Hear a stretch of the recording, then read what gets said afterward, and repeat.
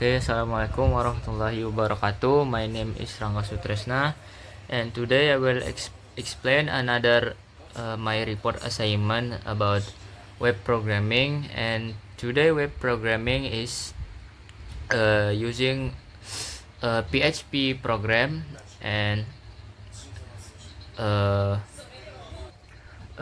let's begin. At first, we have the head structure and libraries, or the bootstrap. First, in the head section, we connect the application to the bootstrap 5 frameworks via CDN. This allows us to use design components like cards, forms, and buttons without writing CSS from scratch. The meta viewport tag is also included to ensure the web interface is automatically responsive across various screen sizes.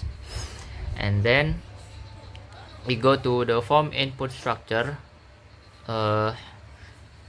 In here, moving to the body, we use the container and card classes to wrap the form, giving it a neat layout with a subtle shadow.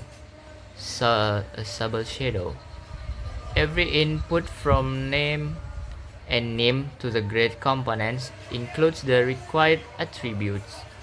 This serves as the initial validation.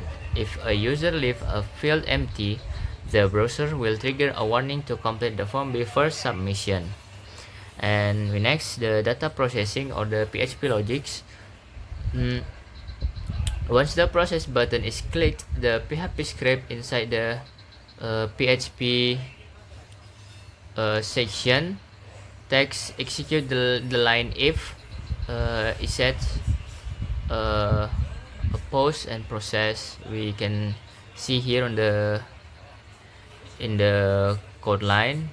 Then ensure that the calculation code only runs after the process button has been pressed. The data from the form is then retrieved using the pause method. And then we go to calculation formulas and grading. The core logic happens here.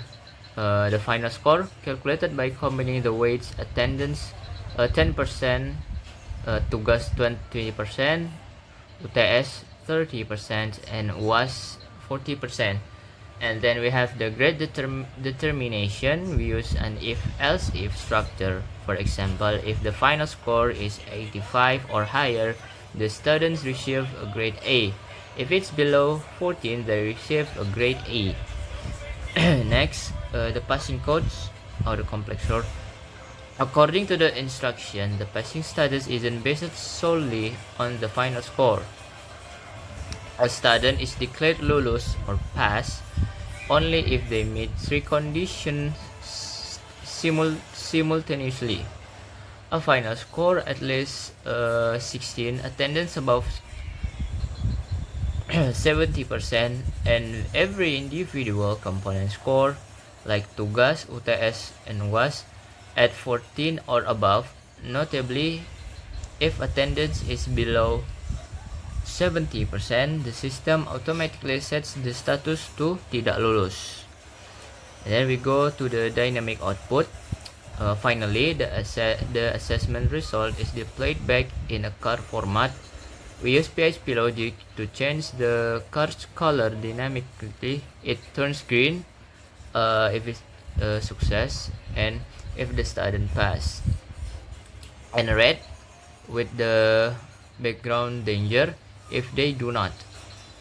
The number format function is also used to display the final score with 2 decimal places for better precision. Okay, that's just my explanation of the code program. We next we go to the output.